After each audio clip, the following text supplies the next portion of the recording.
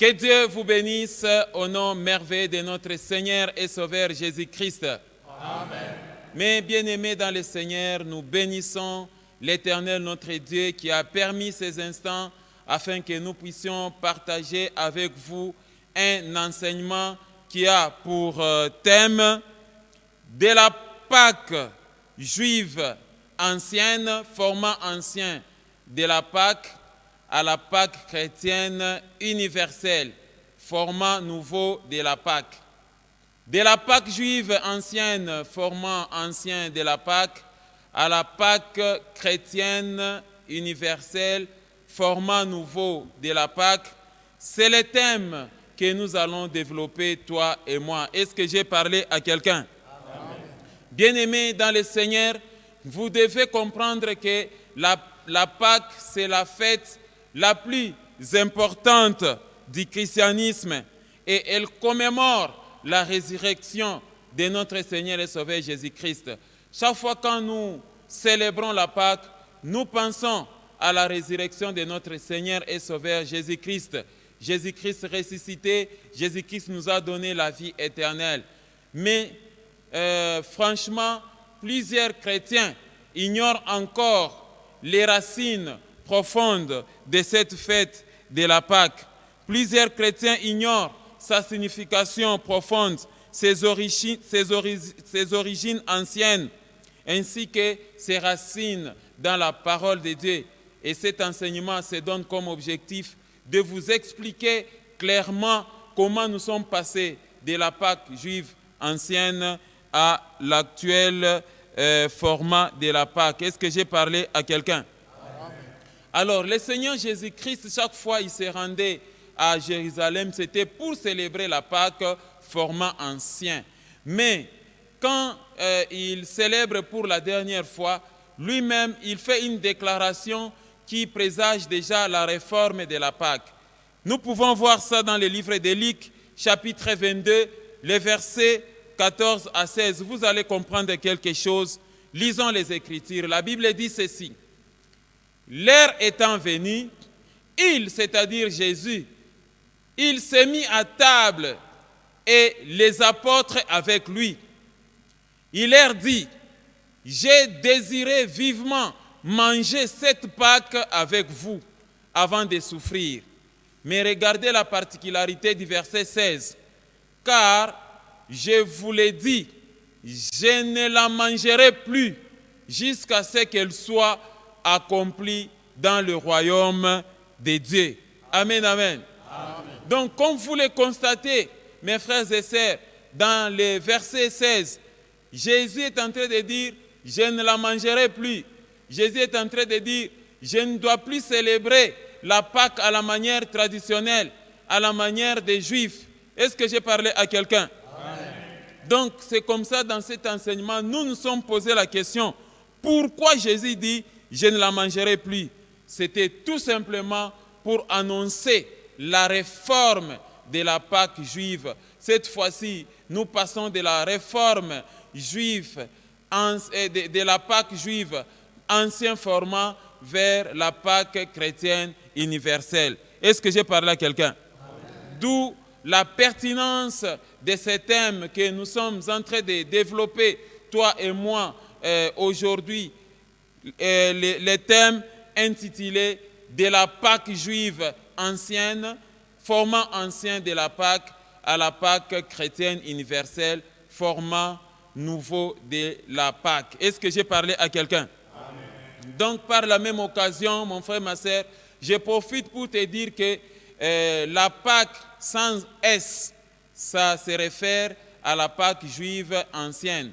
Et la Pâque avec S, c'est la Pâque universelle chrétienne. C'est comme ça qu'il faut comprendre chaque fois quand vous lisez les Écritures. La Pâque ancienne était essentiellement juive et elle concernait seulement les Hébreux. Elle n'était pas universelle. Elle ne concernait pas les autres nations. Lisons un peu Jean chapitre 6, le verset 4. Là aussi, vous allez comprendre quelque chose par rapport à ce que je vous donne comme explication. Je disais encore qu'on a eu, mes frères. Jean chapitre 6, verset 4. Regardez ce que dit la parole. Or, la Pâque était comment? Proche. La fête de qui? Des Juifs. Vous voyez comment ce verset est en train de donner un éclaircissement là-dessus. Or, la Pâque était proche, la fête des Juifs. Donc, c'était une fête qui était essentiellement juive dans son ancien format. Est-ce que j'ai parlé à quelqu'un? Pour sa bonne compréhension, nous avons subdivisé notre enseignement en 4 parties. Et dans la première partie de l'enseignement, nous allons voir la signification de la Pâque juive du point de vue étymologique, littéral et biblique. Deuxième partie, nous allons voir la première signification biblique de la Pâque juive, format ancien, comparée au contexte de la Pâque chrétienne universelle, format actuel.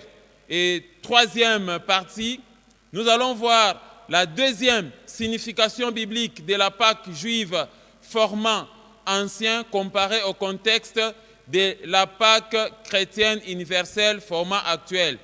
Et enfin, la quatrième partie, nous allons voir la troisième signification biblique de la Pâque juive, format ancien, comparé au contexte de la Pâque chrétienne universelle, format actuel. Amen, amen. Voilà donc, mes frères et sœurs, les 4 parties de notre enseignement. Je vous prie donc de me suivre attentivement. Vous allez comprendre quelque chose. Vous allez comprendre comment nous sommes passés de la commémoration de la Pâque ancienne à la Pâque actuelle. Et d'emblée, mes frères, vous devez comprendre que la Pâque juive, quant à elle, est commémorée dans l'Ancien Testament. Elle commémorait plusieurs événements dans l'Ancien Testament et elle avait sa signification. Commençons avec notre première partie de l'enseignement.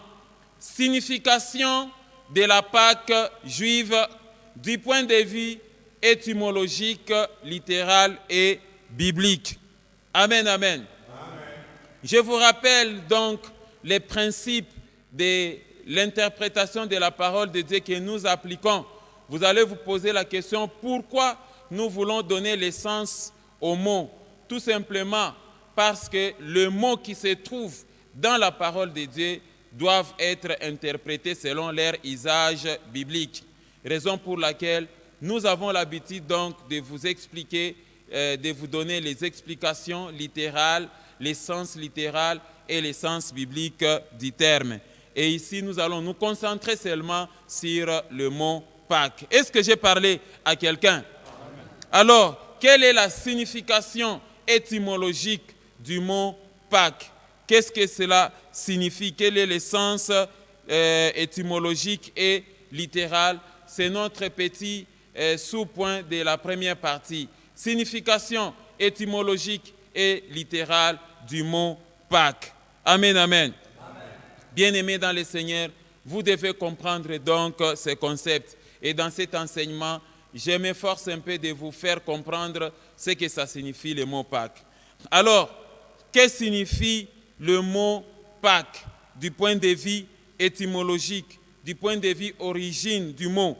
Voilà la signification étymologique et littérale du mot Pâques. Le mot Pâques a des racines hébraïques, grecques et latines. Et il signifie beaucoup de choses, le mot Pâques. Et c'est un mot qui est tout simplement lié à la célébration de la Pâque juive. En hébreu, c'est le mot Pessah. En grec, c'est le mot Pascha. En latin, c'est le mot Pascha. Et en français, c'est le mot Pâques. Alors, que retenir du mot Pâques? Le mot Pâques signifie tout simplement passage ou encore épargner. Ça signifie passer devant, passer par-dessus ou encore sauter au-dessus. C'est ça la signification du mot Pâques. Le mot Pâques signifie endroit par où on passe, ou encore le fait de passer, ou l'action de passer. Du point de vue littéral, voilà donc ce que ça signifie le mot Pâques. Est-ce que j'ai parlé à quelqu'un? Voilà donc, mes bien-aimés, l'origine du mot Pâques. Et donc le mot Pâques, dans son étymologie, est profondément lié au mot passage et épargner. Pâques, c'est le symbole du passage. Pâques, c'est le symbole de la protection. Voilà tout simplement ce que ça signifie le mot Pâques. C'est tout simplement passage ou encore passer par-dessus. Et le mot Pâques, nous le trouvons déjà dans l'Ancien Testament lorsque l'Éternel avait demandé aux enfants d'Israël de célébrer la Pâque. Lisons le livre de Nombres, chapitre 9, les versets 1 à 5. Vous allez comprendre quelque chose. La Bible dit ceci. L'Éternel parla à Moïse dans le désert de Sinaï, les premiers mois de la seconde année après leur sortie du pays d'Égypte. Verset 2, il dit que les enfants d'Israël célèbrent quoi? La Pâque au temps fixé. Vous la célébrerez au temps fixé, le 14e jour de ce mois, entre les deux soirs. Vous la célébrerez selon toutes les lois et toutes les ordonnances qui s'y rapportent. Regardez le verset 4. Moïse parla aux enfants d'Israël afin qu'ils célèbrent la Pâque. Et le verset 5. Et ils célébrèrent la Pâque le 14e jour du premier mois entre les deux soirs dans le désert de Sinaï. Les enfants d'Israël se conformèrent à tous les ordres que l'Éternel avait ordonnés à Moïse. Amen, amen. Amen. Vous voyez le mot Pâques repris plusieurs fois dans ces récits des Écritures pour ainsi dire que la Pâque c'était une institution divine ancienne. Dieu l'avait instituée. C'est une institution divine ordonnée par l'Éternel, notre Dieu lui-même. Pas à tout le monde, pas au monde entier, mais plutôt au peuple hébreu, aux Israélites. C'est ce que j'ai parlé à quelqu'un? C'était donc aux Hébreux et c'était une fête qui était essentiellement juive. Voilà pourquoi dans les évangiles, on a dit que la Pâque, c'était une fête qui était juive. Alors pourquoi le Seigneur avait institué cette Pâque juive et quelle était sa signification? C'est ce que nous voulons vous expliquer maintenant, puisque vous venez de comprendre l'essence étymologique. Passons à notre petit sous-point B de notre premier point. Signification biblique de la Pâque juive ou encore la Pâque hébraïque. Donc c'est le format ancien de la Pâque. Amen, amen. Amen.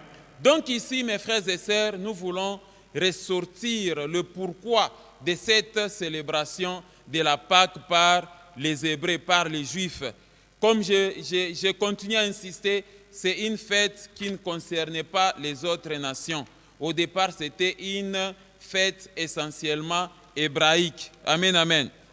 Donc, dans l'Ancien Testament, dans l'Ancien temps, la Pâque, c'était une fête juive. Et toute la communauté d'Israël l'a célébrée en l'honneur de l'Éternel. Même notre Seigneur et Sauveur Jésus-Christ l'a célébrée quotidiennement, toujours dans son ancien format. Mais avant de monter à la croix, alors il dit, je ne la mangerai plus, je ne mangerai plus la Pâque. Quelqu'un comprend ça?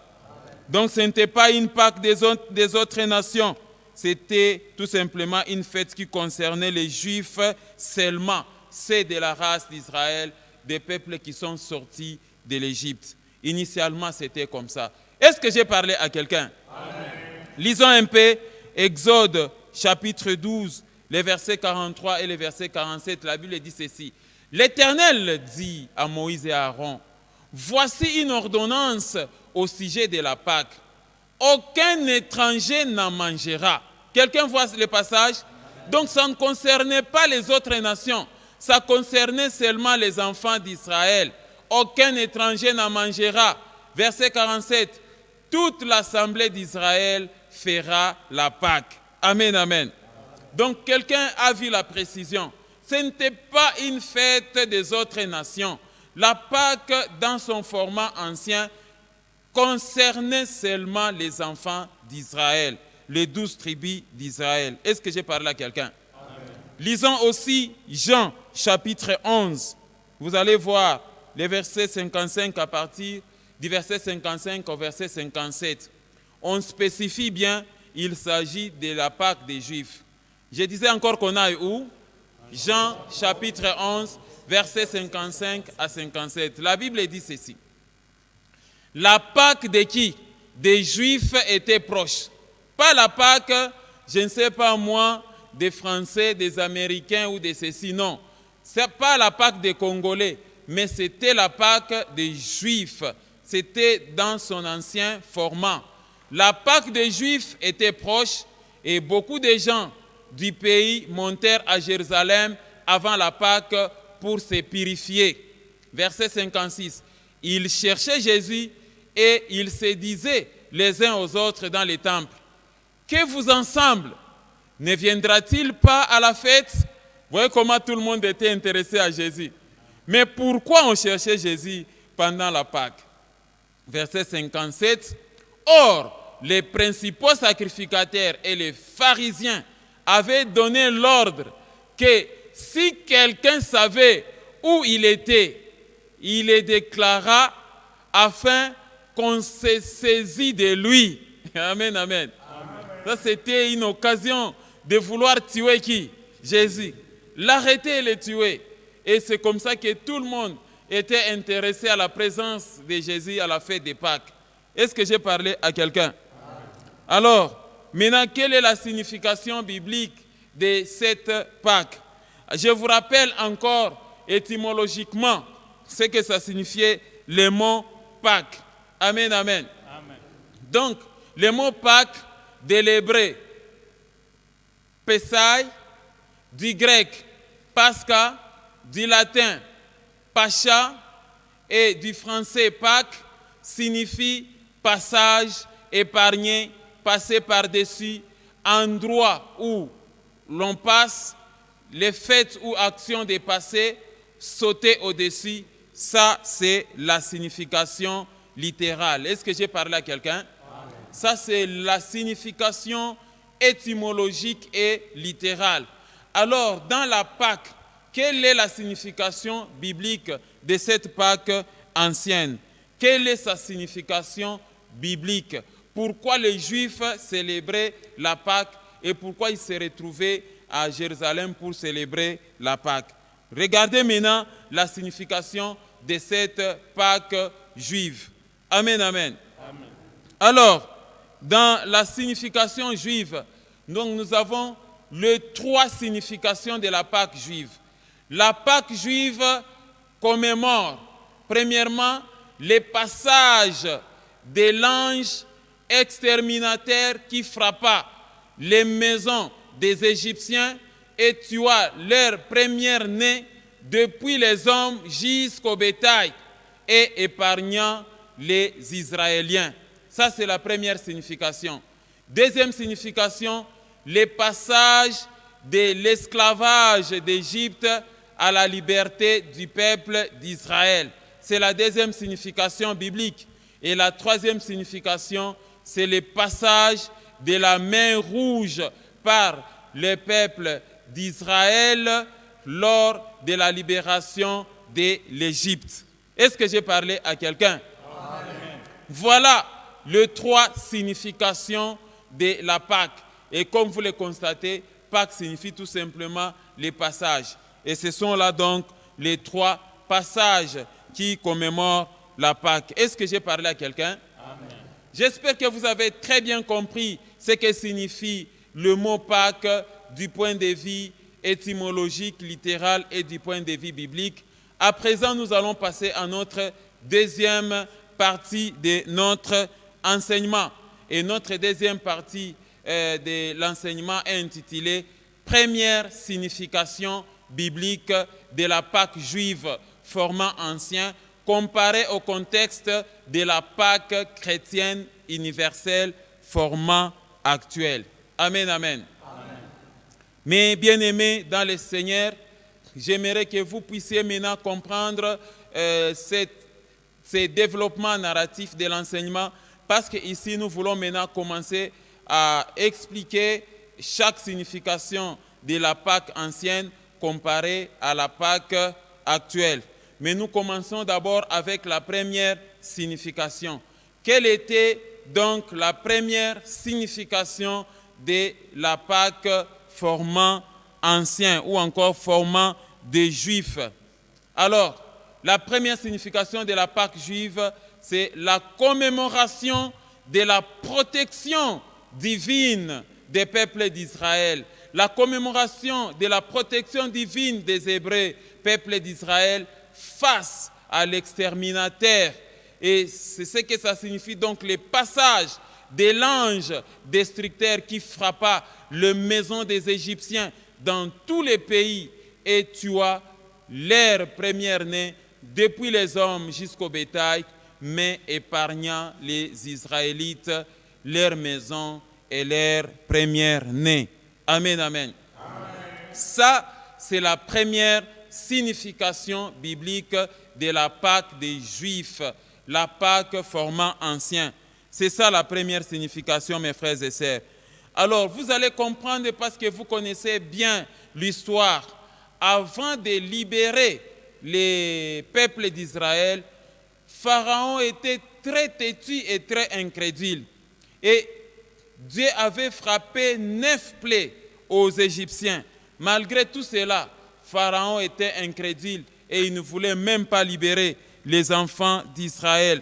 Et c'est seulement au 10e plaie que Dieu va maintenant envoyer l'ange exterminateur pour tuer tous les premiers-nés des enfants des Égyptiens, en commençant par les humains jusqu'au bétail. Et il y avait un deuil terrible. Est-ce que j'ai parlé à quelqu'un? C'était une plaie, selon ce que dit la Bible, c'était une plaie qui avait vraiment occasionné le deuil dans tout l'Égypte. Mais les enfants d'Israël étaient protégés. Quelqu'un comprend ça? Amen. Oui, Dieu envoie l'ange exterminateur pour faire mourir tous les premiers-nés des Égyptiens, y compris leurs animaux. Plaie que dans la Bible saute au-dessus des maisons des Hébreux pour ne frapper que les Égyptiens. Raison pour laquelle on parle de la Pâque, le passage. Quelqu'un comprend ça? Amen. Nous allons lire clairement tout ce que je viens de vous expliquer dans les livres d'Exode chapitre 12 à partir du verset Exode chapitre 12, nous lisons les versets 25 à 27. La Bible dit ceci. Quand vous serez entrés dans les pays que l'Éternel vous donnera, selon sa promesse, vous observerez cet usage sacré.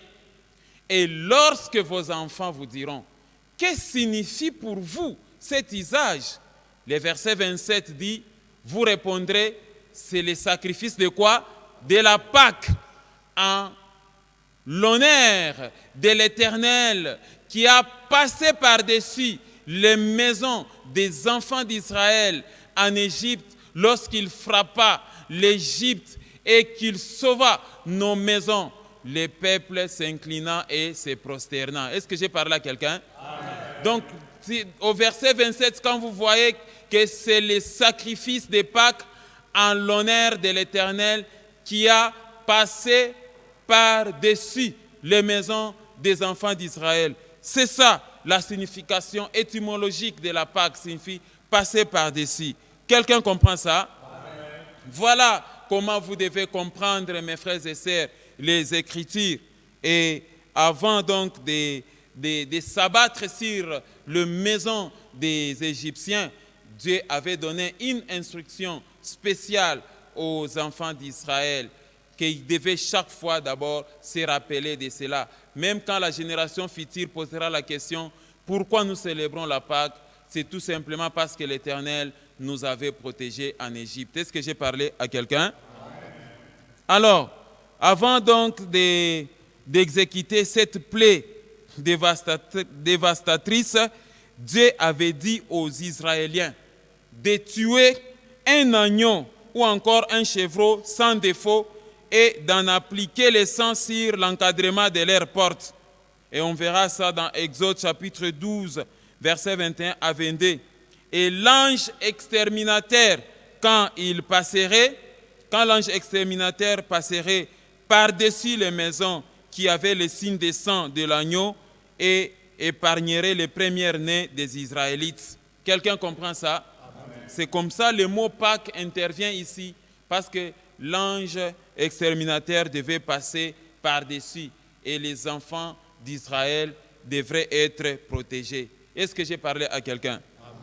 Alors lisons, mes frères, Exode chapitre 12, versets 1 à 14. Vous devez donc aimer lire la parole ici. Ce n'est pas une prédication, c'est un enseignement. Donc nous devons aimer lire les Écritures. Est-ce que je suis en train de parler à quelqu'un? Amen. Lisons Exode chapitre 12, 1 à 14. L'Éternel dit à Moïse et à Aaron dans les pays d'Égypte. Là, nous sommes en Égypte. Quelqu'un comprend ça? Ce mois-ci sera pour vous les premiers mois de mois. Il sera pour vous les premiers deux mois de l'année. Parlez à toute l'assemblée d'Israël et dites, les 10e jour de ce mois, on prendra un agneau pour chaque famille, un agneau pour chaque maison. Verset 4. Si la maison est trop peu nombreuse pour un agneau, on la prendra avec son plus proche voisin, selon le nombre de personnes. Vous compterez pour cet agneau d'après ce que chacun peut manger. Verset 5. Ça sera un agneau sans défaut. Quelqu'un voit les conditions? Amen. Au verset 5, on dit, ce sera un agneau sans défaut, mâle, âgé d'1 an. Vous pourrez prendre un agneau ou un chevreau. Verset 6. Vous les garderez jusqu'au 14e jour de ce mois, et toute l'assemblée d'Israël l'immolera entre les deux soirs. Verset 7.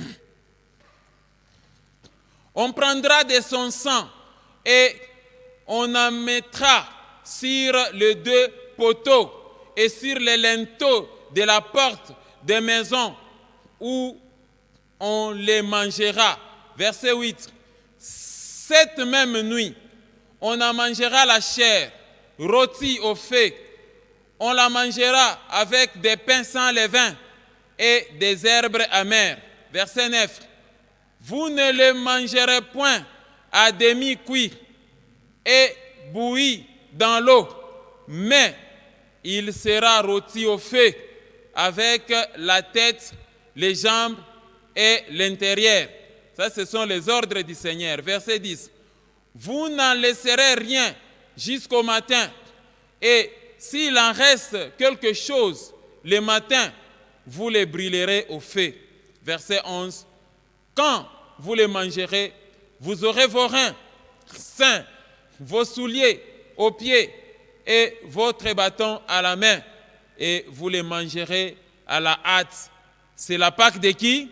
De l'Éternel. Verset 12.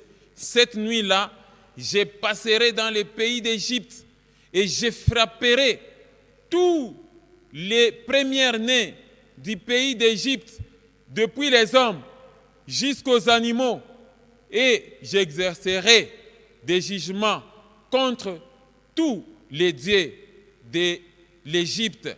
Je suis l'Éternel. Verset 13. Le sang vous servira de signe sur les maisons où vous serez. Je verrai le sang et je passerai par-dessus vous. Vous voyez la signification de la Pâque? Amen. Et il n'y aura point de plaies qui vous détruisent quand je frapperai les pays d'Égypte. Vous conserverez les souvenirs de ces jours et vous les célébrerez par une fête à l'honneur de l'Éternel. Vous les célébrerez comme une loi perpétuelle pour vos descendants. Amen, amen. Amen. Quelqu'un a vu le passage? C'est de ça qu'il s'agit, mes frères et sœurs. Et c'est comme ça que tous les Israélites, les Hébreux, ils célébraient la Pâque. Ça n'avait rien à voir avec les autres nations. Ça n'avait rien à voir avec les autres pays. C'est comme ça qu'on qualifiait de cela la Pâque juive. Quelqu'un comprend ça? Amen. Alors, quelles sont les modalités pratiques de cette Pâque? Alors, j'essaie de vous élaborer un tableau qui essaie un peu de vous expliquer comment les Juifs étaient en train de célébrer leur Pâque. Alors, il y avait 7 modalités pratiques dans la célébration de la Pâque juive. Premièrement, les sacrifices. Le 10e jour du mois d'Abib, c'est-à-dire le mois de Nissan, chaque famille choisissait un agneau ou encore un chevreau mâle, sans défaut, âgé d'1 an, et le 14e jour, elle les tuait. Ça, c'était les dispositions pratiques selon la loi. Deuxièmement, lors de la toute première Pâque en Égypte, les Israélites avaient appliqué le sang de l'agneau sur les 2 poteaux et sur les linteaux des portes de leur maison. Troisième étape, les repas. L'agneau était rôti, cuit et mangé en entièreté sans rien laisser. Et en cas du reste, on les brûlait au feu le matin. Quatrième étape, quatrième modalité, toujours concernant les repas. Au cours du repas de la Pâque, en plus de l'agneau ou encore du chevreau, les Israélites mangeaient du pain sans levain et des herbes amères. Amen, amen. Amen. Là, c'est la quatrième modalité. 5e modalité, c'est la fête. Après la Pâque, les Israélites célébraient pendant 7 ans, la fête des pains sans levain, durant laquelle ils ne mangeaient aucun pain contenant les levains. Et 6e modalité de la fête des Pâques, c'était l'éducation. Les parents, pendant le moment des fêtes, les parents israélites profitaient donc de la Pâque pour enseigner leurs enfants la parole de Dieu et même pour ce qui concerne les saluts éternels. 7e modalité, c'était le voyage. La Pâque obligeait tout le monde à se retrouver à Jérusalem. Et vous allez voir plus tard, les Israélites se rendaient à Jérusalem pour célébrer la Pâque selon ce que nous avons lu les Écritures. Est-ce que quelqu'un a vu les modalités? Amen. Voilà donc, mes bien-aimés, comment il faut comprendre cette Pâque juive. Alors, en résumé, qu'est-ce qu'il faut comprendre de la signification, de la première signification de la Pâque juive? Lisons le livre d'Exode, chapitre 12. Exode chapitre 12, les versets 15 à 33. Pendant 7 jours, vous mangerez des pains sans levain. Dès le premier jour, il n'y aura plus de levain dans vos maisons, car toute personne qui mangera du pain levé du premier jour au 7e jour sera retranché d'Israël. C'était la loi des modalités pratiques. Verset 16. Les premiers jours, vous aurez une sainte convocation. Et le 7e jour, vous aurez une sainte convocation. On ne fera aucun travail ces jours-là. Vous pourrez seulement préparer la nourriture de chaque personne. Verset 17.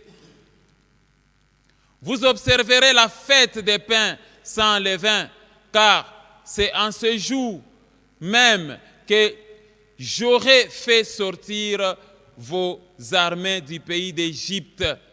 Vous observerez ces jours comme une loi perpétuelle pour vos descendants. Les premiers mois, le 14e jour du mois, au soir, vous mangerez des pains sans levain jusqu'au soir du 21e jour. Verset 19. Pendant 7 jours, il ne se trouvera point de levain dans vos maisons, car toute personne qui mangera du pain levé sera retranchée de l'assemblée d'Israël, que ce soit un étranger ou un indigène. Vous ne mangerez point de pain levé dans toutes vos demeures. Vous mangerez des pains sans levain. Moïse appela tous les anciens d'Israël et leur dit: allez prendre du bétail pour vos familles et immoler la Pâque. Verset suivant. Vous prendrez ensuite un bouquet d'hysope, vous les tremperez dans le sang qui sera dans les bassins et vous toucherez les linteaux et les 2 poteaux de la porte avec le sang qui sera dans les bassins. Nul de vous ne sortira de sa maison jusqu'au matin. C'est le confinement, n'est-ce pas? Parce que l'exterminateur va frapper. Et on demande à tout le monde de rester dans la maison. Mais si un Israélien ose sortir dehors, qu'est-ce qui va arriver? C'est la mort. Si vous n'obéissez pas au commandement, c'est ça. Verset 23. Quand l'Éternel passera pour frapper l'Égypte et verra le sang sur les linteaux et sur les 2 poteaux, l'Éternel passera par-dessus la porte. C'est ça la Pâque. Et il ne permettra pas aux destructeurs d'entrer dans vos maisons pour frapper. Verset 24. Vous observerez cela comme une loi pour vous et pour vos enfants à perpétuité. Quand vous serez entrés dans les pays que l'Éternel vous donnera selon la promesse, vous observerez cet usage sacré. Et lorsque vos enfants vous diront: que signifie pour vous cet usage? Et le verset suivant, il dit, vous répondrez: c'est le sacrifice de Pâques en l'honneur de l'Éternel qui a passé par-dessus les maisons des enfants d'Israël en Égypte lorsqu'il frappa l'Égyptien et qu'il sauva nos maisons. Le peuple s'inclina et se prosterna. Et les enfants d'Israël s'en allèrent et firent ce que l'Éternel avait ordonné. Moïse et Aaron en firent ainsi. Au milieu de la nuit, l'Éternel frappa tous les premiers-nés dans les pays d'Égypte, depuis les premiers-nés de Pharaon assis sur son trône, jusqu'aux premiers-nés du captif dans sa prison, et jusqu'à tous les premiers-nés des animaux. Pharaon se leva de nuit, lui et tous ses serviteurs et tous les Égyptiens, et il eut des grands cris en Égypte, car il n'y avait point de maison où il n'y eut un mort. Dans la nuit même, Pharaon appela Moïse et Aaron et leur dit: levez-vous, partez, sortez du milieu de mon peuple, vous et les enfants d'Israël. Allez servir l'Éternel comme vous l'avez dit. Verset 32. Prenez vos brebis et vos bœufs comme vous l'avez dit. Allez et bénissez-moi. Quelqu'un a vu comment Pharaon commence à demander la bénédiction? Il dit: allez et bénissez-moi aussi. Les Égyptiens passaient, les Égyptiens pressaient les peuples et avaient hâte de les renvoyer du pays, car ils disaient: nous périrons tous. Amen, amen. Amen. Voilà donc mes frères et sœurs, ce que ça pouvait signifier la Pâque format ancien dans sa première signification, la libération ou encore la protection divine de l'Éternel, notre Dieu, et Dieu a protégé les Israéliens. Alors, qu'est-ce que nous pouvons retenir en résumé avant d'expliquer les contextes? En résumé, mes frères, les récits de la Pâque se trouvent dans les livres d'Exode chapitre 12. Et ce chapitre décrit les sacrifices de l'agneau pascal dont le sang devait être répandu et marqué sur les portes et les maisons pour que l'ange destructeur passe outre, c'est-à-dire lorsque la mort allait venir frapper les premiers-nés des Égyptiens, elle passerait par-dessus la porte des maisons des Israélites. Le sang était le signe du salut et la consommation de la chair de l'agneau avec le pain sans levain et des herbes amères était aussi présente lors de la célébration de cette Pâque. Est-ce que j'ai parlé à quelqu'un? Alors, comme vous le constatez, est-ce que nous, aujourd'hui, nous célébrons la Pâque de cette manière-là? Non. C'est pour vous dire que les dispositions ont changé. Est-ce que j'ai parlé à quelqu'un?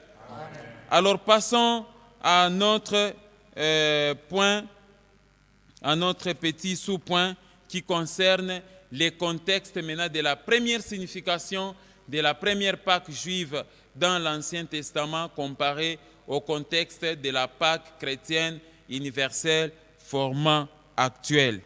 Amen, amen.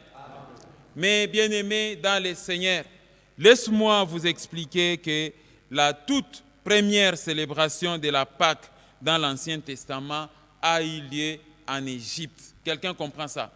Mais cette célébration préfigurait la venue de notre Seigneur et Sauveur Jésus-Christ. Elle préfigurait l'actuelle Pâque. Elle annonçait même de façon cachée la Pâque chrétienne universelle. Comment cela? Ici, dans l'ancien format, vous avez un animal. Vous avez l'agneau qui était sans défaut. Et c'est son sang qui devait être appliqué sur les poteaux et sur les portes. Aujourd'hui, pour nous, c'est le sang de Jésus-Christ qui nous sanctifie, qui nous lave et qui nous protège. C'est le sang de Jésus. Jésus-Christ est notre agneau pascal. Et la Bible dit qu'ils l'ont vaincu à cause de quoi? Du sang de l'agneau et à cause de la parole de leur témoignage. De la même façon, en Égypte, l'exterminateur passait par-dessus des maisons et chaque fois quand il voyait le sang de l'agneau, il ne pouvait pas attaquer la maison des Israélites. Aujourd'hui aussi, nous implorons le sang de Jésus, que le sang de Jésus soit toujours avec nous partout pour nous assurer la protection et la victoire. Est-ce que j'ai parlé à quelqu'un? Donc, qu'est-ce qu'il faut comprendre, mes bien-aimés, pour ce qui concerne cette signification, la contextualisation de la Pâque ancienne comparée à la Pâque actuelle? Le contexte actuel de la Pâque chrétienne universelle par rapport à la première signification de la Pâque juive, c'est que la Pâque en Égypte préfigurait Jésus-Christ comme l'agneau de Dieu qui, par son sang sur la croix de Golgotha, ôte les péchés du monde. Jésus-Christ est l'agneau pascal sans défaut, sans tache, immolé pour le monde entier et non pas pour les Juifs seulement. Amen. C'est ça. Et le sang de Jésus-Christ est répandu universellement sur tout le monde. Quelqu'un comprend ça? Amen. Quand vous êtes en Égypte, on choisit seulement les maisons d'Israël. Mais avec le sang de Jésus, c'est le monde entier pour quiconque croit. Gloire au Seigneur. Amen, amen. Donc, vous comprenez que dans l'Ancien Testament, les enfants de la promesse, ce sont les enfants fruits d'entrailles d'Abraham, de Jacob, tout ça et consorts. Et quand on immolait l'agneau, ça concernait seulement les maisons des Hébreux, les maisons des Israélites. Et aujourd'hui, la Pâque est universelle. Jésus-Christ est notre agneau pascal qui ôte les péchés du monde. Jean-Baptiste lui-même l'a confirmé. Lisons Jean chapitre 1, les versets 28 à 29. Vous allez comprendre quelque chose. Est-ce que je suis en train de parler à quelqu'un? Je disais encore qu'on a où? Jean chapitre 1, regardez les versets 28, 29, 35 et 37. C'est l'étude biblique, mes frères et sœurs. Regardez, ces choses se passèrent à Béthanie, au-delà du Jourdain, où Jean faisait quoi? Baptiser. Regardez les versets 29. Le lendemain, Jean-Baptiste vit Jésus. Jésus venant à lui, et il dit, voici l'agneau de Dieu qui fait quoi? Qui ôte les péchés du monde. Quelqu'un comprend ça? Amen. Plus question d'aller chercher les agneaux dans les fermes. Jésus-Christ lui-même a été fait chair. C'est l'agneau pascal qui a été immolé. Verset 35, la Bible dit, le lendemain, Jean était encore là avec deux de ses disciples.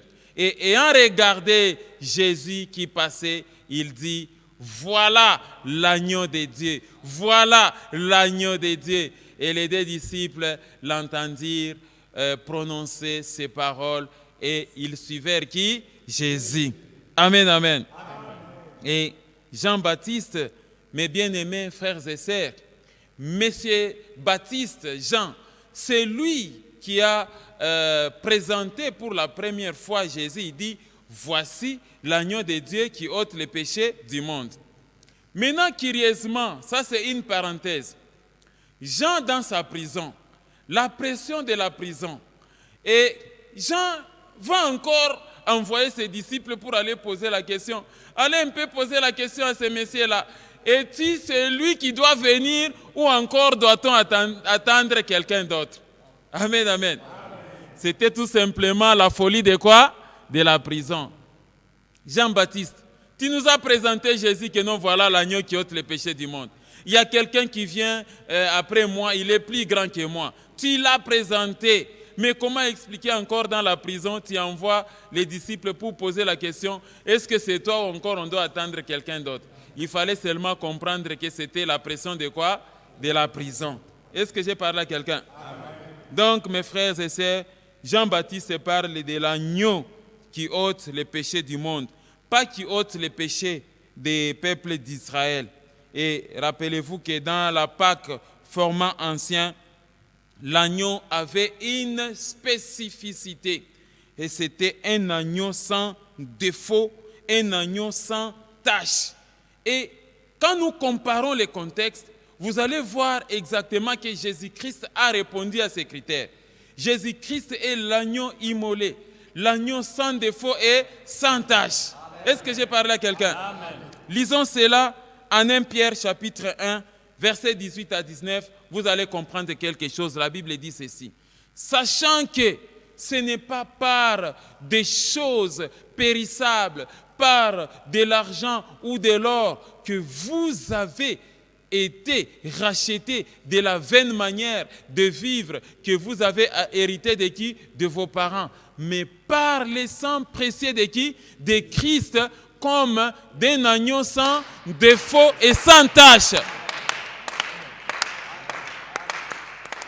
Quelqu'un a vu le passage? L'agneau en tant qu'animal est périssable. Mais Jésus-Christ, lui, n'est pas périssable. Jésus-Christ, c'est notre agneau sans défaut. L'agneau sans tache. Est-ce que quelqu'un comprend ça? Jésus-Christ est notre agneau pascal sans tache, sans défaut. Immolé pour nous sauver. Son sang est répandu sur nous pour nous délivrer de l'exterminateur, du destructeur. Raison pour laquelle aujourd'hui, même la mort n'a plus de pouvoir sur nous, parce que nous savons qu'un jour, nous allons ressusciter. Heureux ceux-là qui sont morts en Christ. Heureux ceux-là qui sont morts en Christ, parce que nous les verrons face à face. Quelqu'un comprend ça? Amen. Lisons aussi Hébreux chapitre 7. Vous allez voir, Jésus-Christ, c'est l'agneau qui a été immolé pour nous. L'agneau sans tache et sans défaut. Hébreux chapitre 7, les versets 22 à 26. Jésus est par cela même les garants d'une alliance plus excellente. Quelqu'un voit les passages. De plus, il y a eu des sacrificateurs en grand nombre parce que la mort les empêchait d'être permanents. Mais lui, parce qu'il demeure éternellement, possède un sacerdoce qui n'est pas transmissible. Amen. Regardez le verset 25. La Bible dit, c'est aussi pour cela qu'il peut sauver parfaitement ceux qui s'approchent de Dieu par lui, étant toujours vivants pour intercéder en leur faveur. Il nous convenait en effet d'avoir un souverain sacrificateur comme lui, comme Jésus, saint, innocent, sans tache, séparé des pécheurs et plus élevé que les cieux.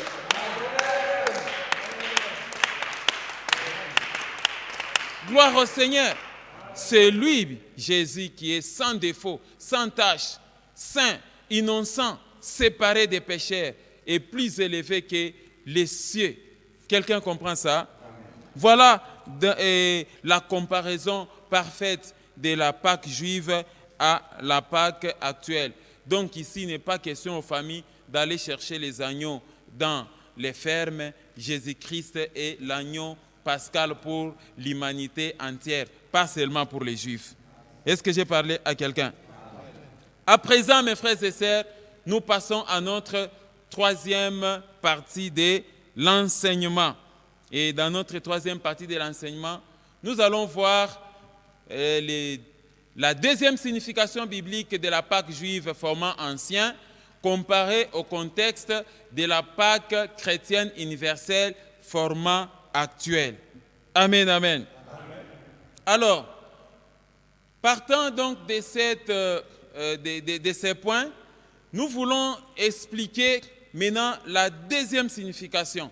Parce que dans la première signification, c'était la protection contre l'exterminateur.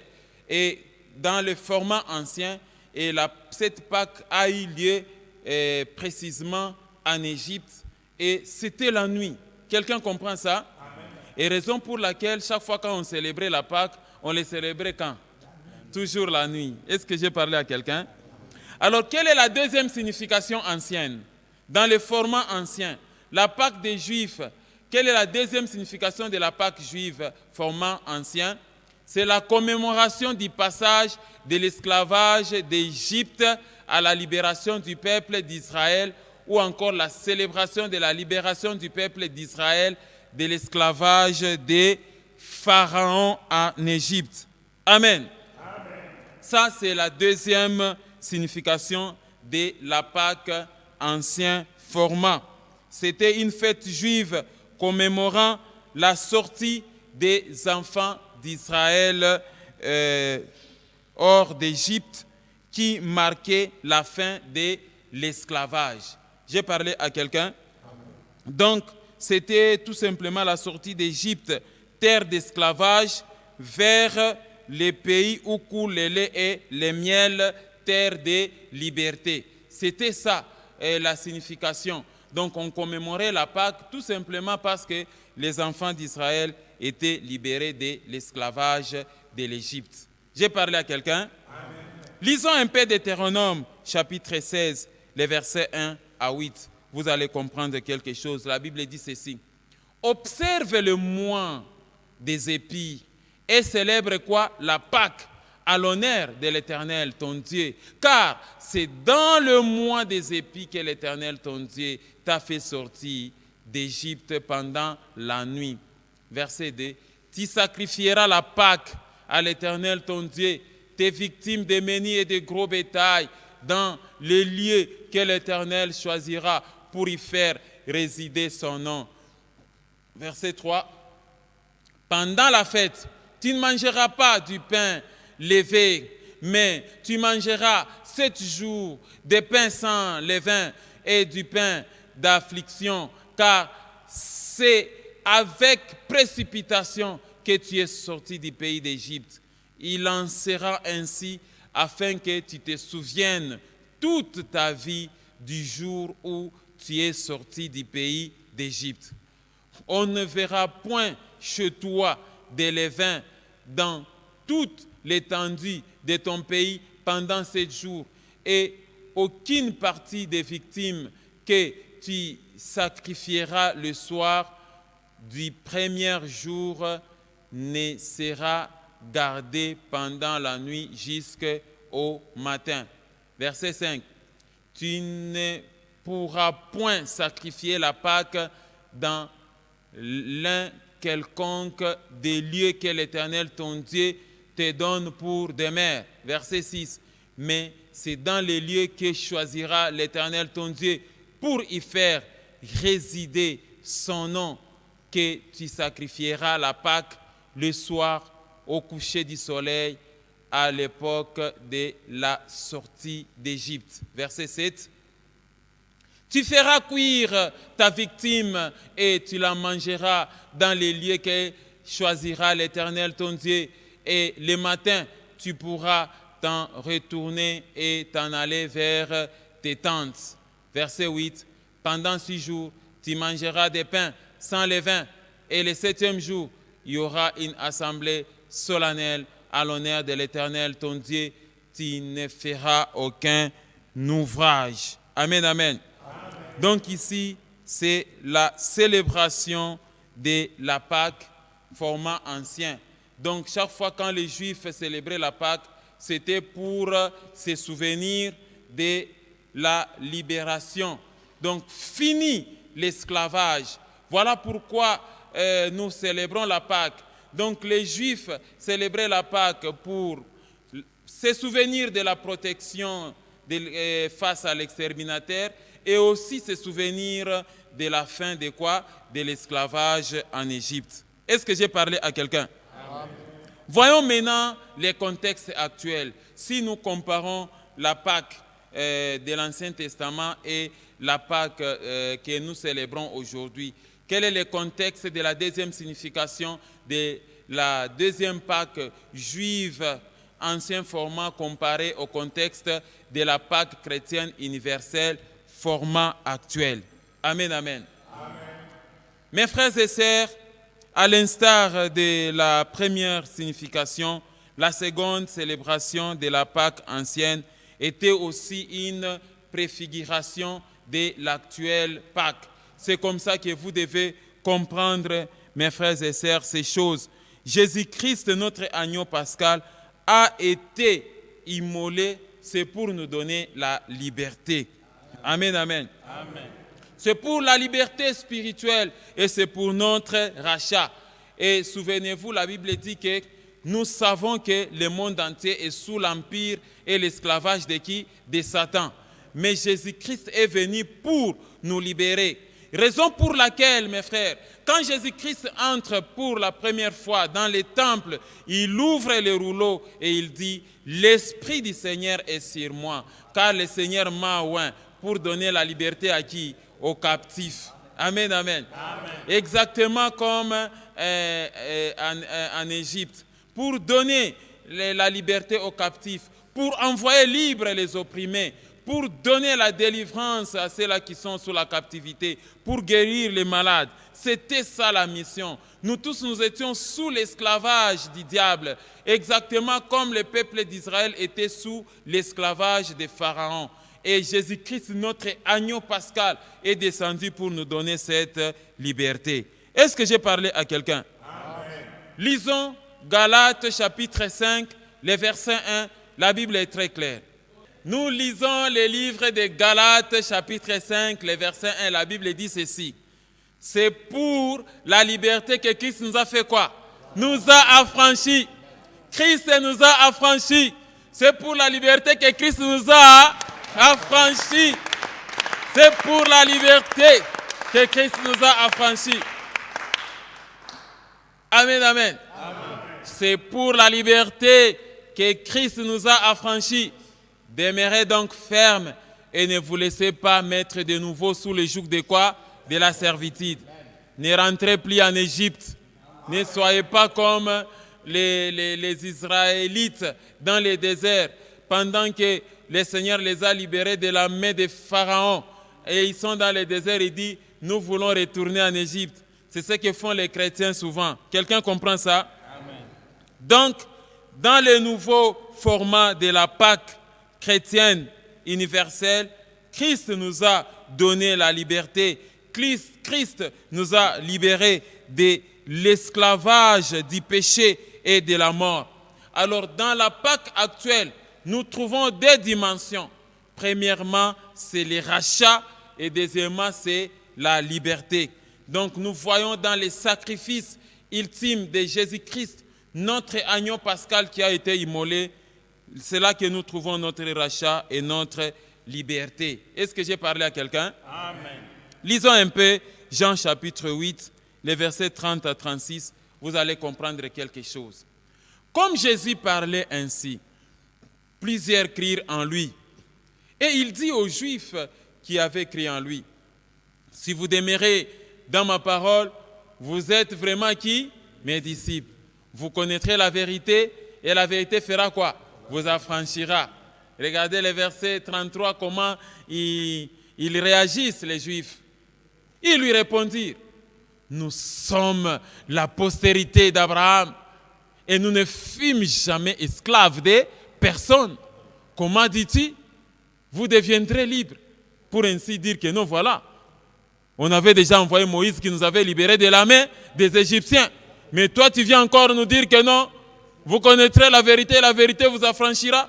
Toi-même, tu te présentes que je suis la vérité, la vie et la vie. Je suis le chemin, la vérité et la vie. Le Christ, c'est lui qui a franchi. Regardez le verset 34. En vérité, je vous l'ai dit, leur répliqua Jésus, quiconque se livre au péché est esclave du péché.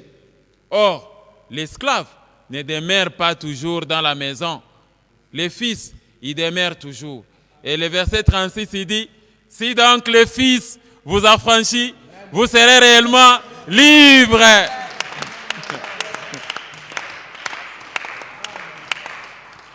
Amen, amen. Il dit, vous connaîtrez la vérité et la vérité vous affranchira. Puis il se présente, je suis le chemin, la vérité et la vie. La vérité, c'est Jésus. Et puis finalement, il dit, non, nous, on n'est pas esclaves. Comment toi, tu peux venir nous libérer? Alors il dit, si le Fils vous affranchit, vous serez libres. Quelqu'un comprend ça? Amen. Voilà, donc Jésus-Christ est notre agneau pascal qui nous libère de l'esclavage de Satan le diable, de la mort et du péché. Alors, qu'est-ce que nous pouvons comprendre en résumé de la Pâque universelle, de la Pâque chrétienne universelle comparée à la Pâque des Juifs? Le contexte actuel de la Pâque chrétienne universelle par rapport à la deuxième signification de la Pâque juive, c'est que la Pâque, c'est Jésus-Christ notre Seigneur. Jésus-Christ est notre Pâque. Jésus-Christ nous a rachetés. Jésus-Christ nous a libérés. Premièrement, de l'esclavage de Satan et des démons. De l'esclavage des péchés et de la mort. De l'esclavage des hommes de ce monde et de ce monde. De l'esclavage de la sorcellerie et de la puissance des ténèbres. Gloire au Seigneur. C'est ça. Voilà, mes frères et sœurs, la signification de la Pâque universelle, nouveau format par rapport à la Pâque juive ancienne. Donc ici, Christ, par sa mort sur la croix, a payé le prix pour les péchés de l'humanité. Jésus-Christ nous a libérés. En Jésus-Christ, nous avons la rédemption, nous avons le rachat, nous avons la liberté. Est-ce que j'ai parlé à quelqu'un? C'est Jésus-Christ qui nous a libérés de l'esclavage. Et il dit, si donc le Fils vous affranchit, vous serez réellement libres. Alors, pour appuyer cette vérité, lisons un peu quelques passages rapidement, puis nous allons passer à notre dernière partie de l'enseignement. 1 Corinthiens 7, verset 23, « Vous avez été rachetés à un grand prix, ne devenez pas esclaves de qui? Des hommes. » Amen. Amen. Pour les Égyptiens, c'était des miracles. Quelqu'un comprend ça? En Égypte, c'était des miracles, tout ça, ainsi de suite. Mais pour vous, le sang précieux de Jésus-Christ a coulé à la croix de Golgotha pour vous sauver. Sa mort et sa résurrection, c'est ça.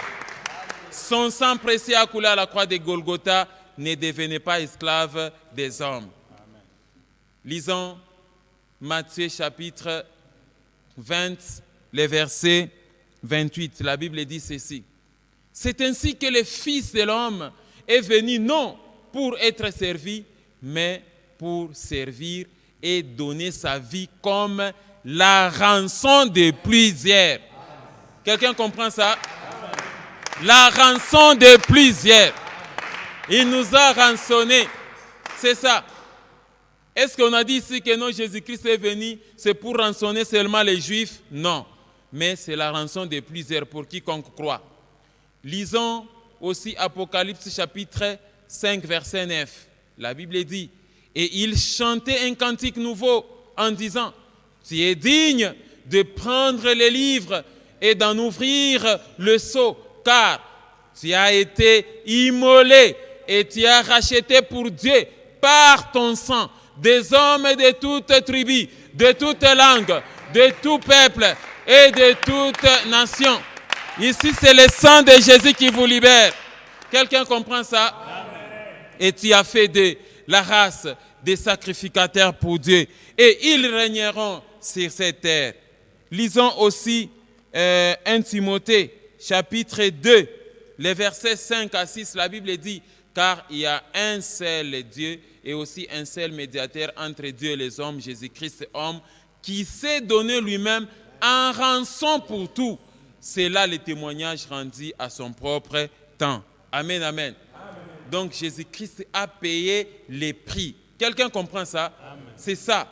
Tu es prisonnier, mais il vient, il sacrifie de son sang pour te libérer toi aujourd'hui. Quelqu'un comprend ça?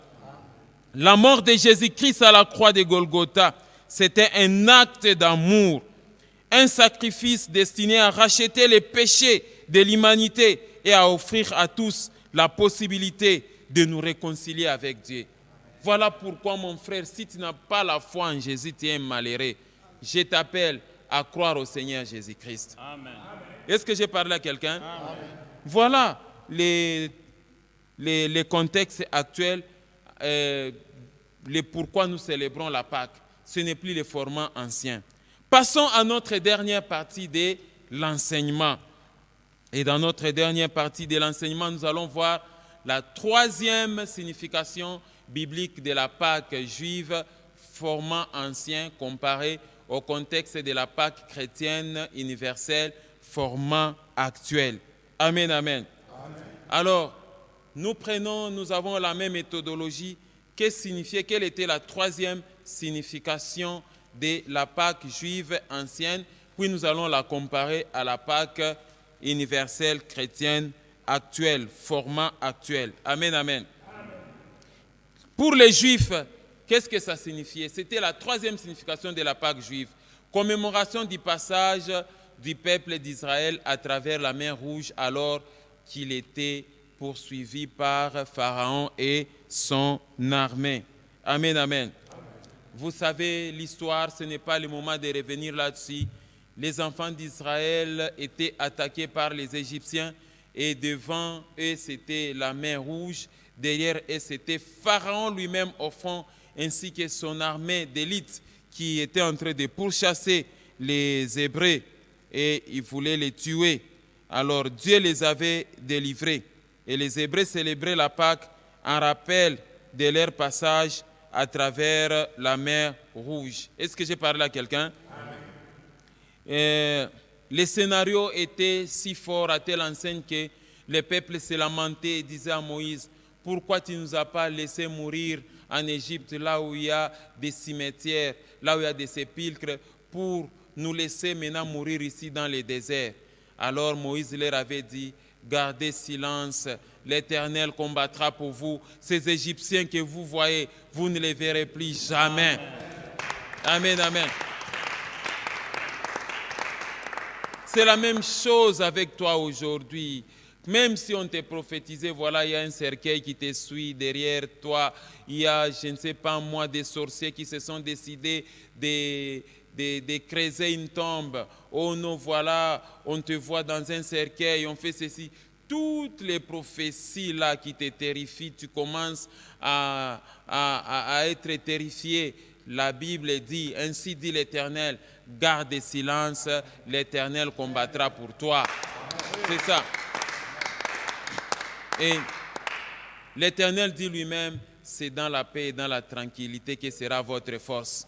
Donc il ne faut pas suivre tous ces faux prophètes-là qui vous mettent dans des prophéties de terreur. Je vois un serpent sur ton lit. Maintenant, tu ne sais plus passer nuit convenablement dans ta maison parce qu'on t'a beaucoup terrorisé par les prophéties de terreur.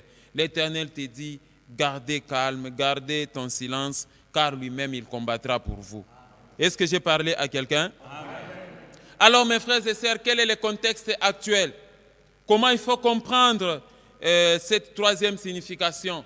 Contexte actuel de la troisième signification de la troisième Pâque juive, format ancien format, comparé au contexte de la Pâque chrétienne universelle, format actuel. Amen, amen. Amen. Donc, pour les chrétiens, la mort de Jésus-Christ à la croix de Golgotha et sa crucifixion, c'est pour nous une victoire sur la mort. Pour les chrétiens, la Pâque symbolise le passage de la mort à la vie. Et c'est ce qui implique marcher en nouveauté de vie. Et le symbole de la mer symbolise la mort. Quelqu'un comprend ça? Amen. Et la traversée symbolise la résurrection. Quelqu'un comprend ça? Amen. Donc nous devons comprendre ces choses, que Christ, notre Pâque, a été immolé. C'est pour que nous puissions passer de la mort à la vie. Lisons Romains chapitre 6, les versets 2 à 13. Et avec mes enseignements, je suis convaincu, chaque fois quand vous ouvrirez maintenant la Bible pour faire des lectures personnelles, vous allez comprendre les Écritures. La Bible dit ceci. Loin de là, nous qui sommes morts au péché, comment vivrons-nous encore dans les péchés?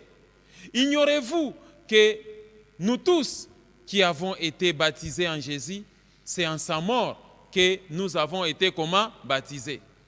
Nous avons donc été ensevelis avec lui par le baptême en sa mort, afin que comme Christ est ressuscité des morts par la gloire du Père, de même nous aussi nous marchons en nouveauté de vie. Verset 5, la Bible dit ceci.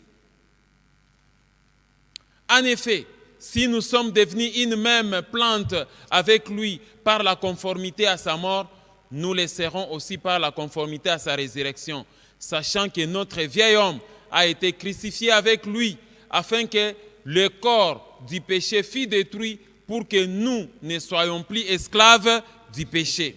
Regardez le verset 7.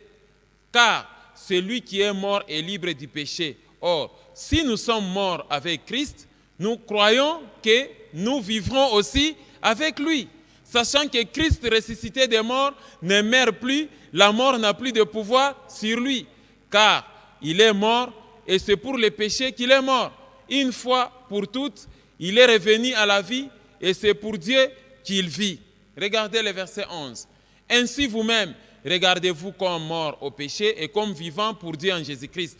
Que le péché ne règne donc point dans votre corps mortel et n'obéissez pas à ses convoitises. Ne livrez pas vos membres au péché comme des instruments d'iniquité, mais donnez-vous vous-même à qui? À Dieu, comme étant vivants de mort que vous étiez, et offrez à Dieu vos membres comme des instruments de justice.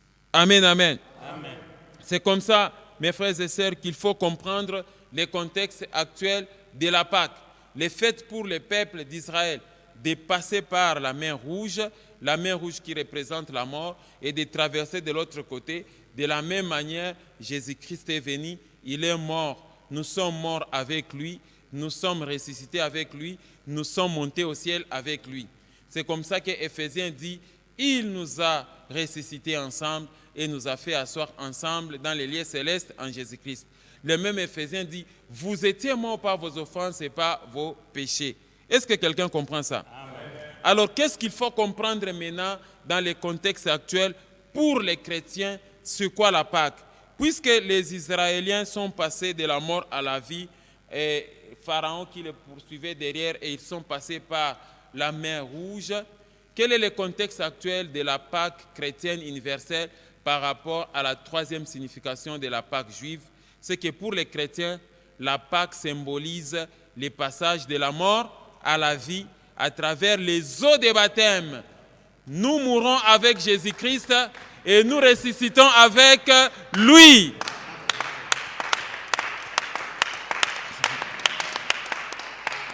Amen. C'est comme ça que les enfants d'Israël, quand ils quittent l'Égypte, ils sont agressés par Pharaon, ils sont passés à travers la mer Rouge. Et quand ils passent de l'autre côté, voilà aussi leur mort et leur résurrection. Alors pour nous aussi, à travers les eaux de baptême, nous mourons avec Jésus, nous ressuscitons avec lui et nous marchons en nouveauté de vie. Amen. Quelle est notre terre promise là où nous allons? C'est le ciel. Est-ce que j'ai parlé à quelqu'un? La fête de la Pâque, c'est la fête la plus importante des calendriers chrétiens parce qu'elle célèbre la victoire de Jésus-Christ sur la mort et sur les péchés. Jésus-Christ a vaincu pour nous la mort. La peine de mort qui nous concernait, il a pris ça à la croix de Golgotha, il est ressuscité et nous ressusciterons aussi. Lisons Romains chapitre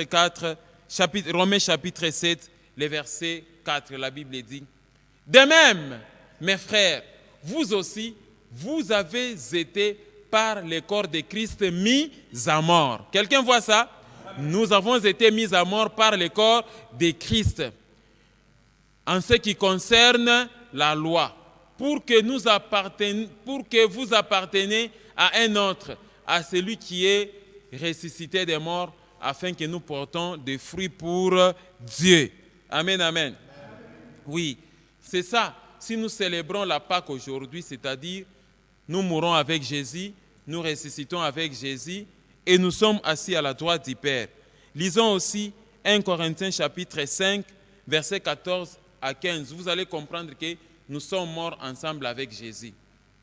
Est-ce que je suis en train de parler à quelqu'un? Amen. La Bible dit: car l'amour de Christ nous presse, parce que nous estimons que si un seul est mort pour tous, tous donc sont comment? Morts. Et qu'il est mort pour tous, afin que ceux qui vivent ne vivent plus pour eux-mêmes, mais pour celui qui est mort et ressuscité pour eux. Amen, amen. Amen. Donc le fait que Christ est mort, il est mort avec nous. Nous sommes morts avec lui et nous sommes ressuscités aussi avec lui. Est-ce que j'ai parlé à quelqu'un? Donc, la Pâque, c'est le passage de la mort spirituelle à la vie éternelle offerte par la foi en Jésus-Christ. La Pâque ouvre la voie au salut et à la vie éternelle pour ceux qui croient en lui. La Pâque, c'est notre fête d'espérance car elle annonce la possibilité d'une nouvelle vie en Jésus-Christ. Quelqu'un comprend ça? Que retenir alors en résumé de cette troisième définition? Voilà ce que vous devez retenir, mes frères. La Pâque, c'est un événement central de la foi chrétienne qui marque la transformation de la mort à la vie grâce à la résurrection de Jésus-Christ d'entre les morts. C'est le fondement même de la foi chrétienne. Oui, c'est ça. Amen, amen. Parce que si Jésus-Christ n'était pas ressuscité, notre foi allait être vaine.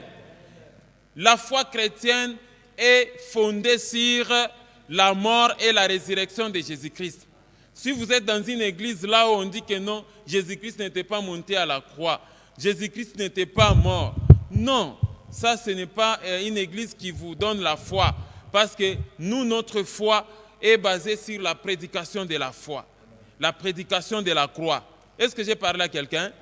Donc, comme vous le constatez, la Pâque, c'est un événement central de la foi. Frères, est-ce que nous pouvons encore relire ces passages pour que vous puissiez comprendre que le fondement de notre foi est dans la mort et la résurrection de qui? De Jésus-Christ. La Pâque, c'est un événement central de la foi chrétienne qui marque la transformation de la mort à la vie grâce à la résurrection de Jésus-Christ d'entre les morts. C'est le fondement même de la foi chrétienne. Amen. Alors, maintenant, pour mettre fin ou encore pour marquer la réforme, dans l'Ancien Testament, il y avait des pains sans levain. Aujourd'hui, le levain est considéré comme la vie des péchés. On vous dit marchez en nouveauté de vie. C'est-à-dire vous devez éloigner les levains de péché. Jésus-Christ dit à ses disciples, gardez-vous des levains, des sadducéens et des pharisiens. Ils ne comprenaient pas et dans leurs idées c'était les pains. Alors il dit non, ce sont les faux enseignements.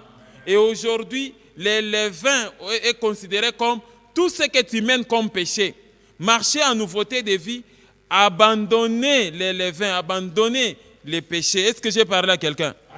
Lisons 1 Corinthiens chapitre 15, versets 12 à 14. Là, vous allez comprendre quelque chose. Regardez. Or, si l'on prêche que Christ est ressuscité des morts, comment quelques-uns parmi vous disent-ils qu'il n'y a point de résurrection? Quelqu'un voit le passage? Comment quelques-uns parmi vous disent qu'il n'y a point de résurrection des morts? S'il n'y a point de résurrection des morts, Christ non plus n'est pas ressuscité. Et si Christ n'est pas ressuscité, donc notre prédication est donc comment? Vaine. Et votre foi est aussi comment? Vaine. Et même ceux-là qui sont morts en Jésus-Christ sont perdus. Alors la Bible continue en disant, heureusement pour nous, Jésus-Christ est comment? Ressuscité. Quelqu'un comprend ça?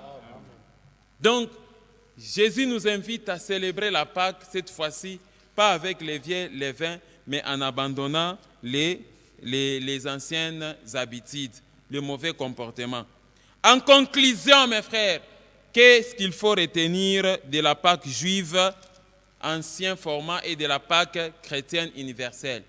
La Pâque juive, ancien format, commémore les passages de l'ange exterminateur qui frappa les maisons des Égyptiens et tua leurs premiers-nés, depuis les hommes jusqu'aux animaux, jusqu'au bétail, et épargna les Israéliens. Ça signifie encore les passages de l'esclavage de l'Égypte à la liberté du peuple d'Israël. Pâques, format ancien, signifie les passages de la mer Rouge par les peuples d'Israël lors de la libération d'Égypte, alors qu'ils étaient poursuivis par Pharaon. C'est ça qu'il commémore. Mais la Pâque chrétienne universelle, nouveau format, que doit maintenant commémorer et les Juifs et les chrétiens du monde entier, la Pâque commémore la résurrection de Jésus-Christ, notre salut éternel, les rachats, la liberté, la victoire de la vie sur la mort. Amen, amen. Voilà ce que je voulais vous expliquer, mes frères et sœurs.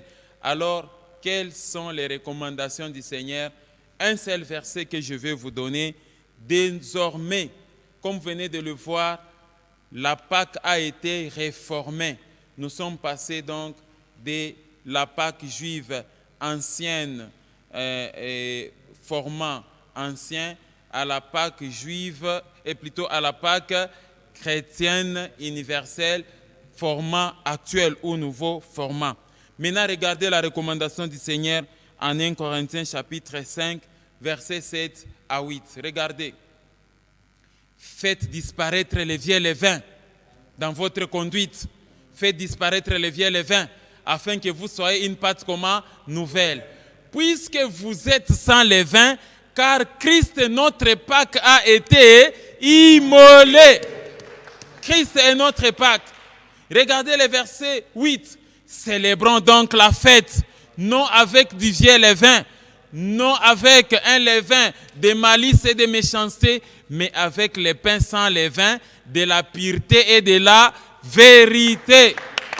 Christ, notre Pâque, a été immolé. Christ, notre Pâque, a été immolé. Ici, cette fois-ci, ce n'est pas une Pâque physique, mais la Pâque est beaucoup plus spirituelle. La Pâque n'est plus ne concerne plus seulement les Hébreux, mais elle concerne seulement tout le monde. Est-ce que j'ai parlé à quelqu'un? Voilà ce qu'a été le thème de l'enseignement, mes frères. Si on peut afficher les thèmes de la Pâque juive ancienne, format ancien de la Pâque, à la Pâque chrétienne universelle, format actuel de la Pâque. Amen, amen.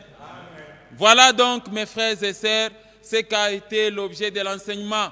Crois au Seigneur Jésus-Christ et tu seras sauvé. Que Dieu vous bénisse au nom de Jésus. Voilà l'enseignement. Voilà l'enseignement. Voilà ce que tu dois écouter. À toi d'entendre et de mettre à profit. Que Dieu vous bénisse. Amen.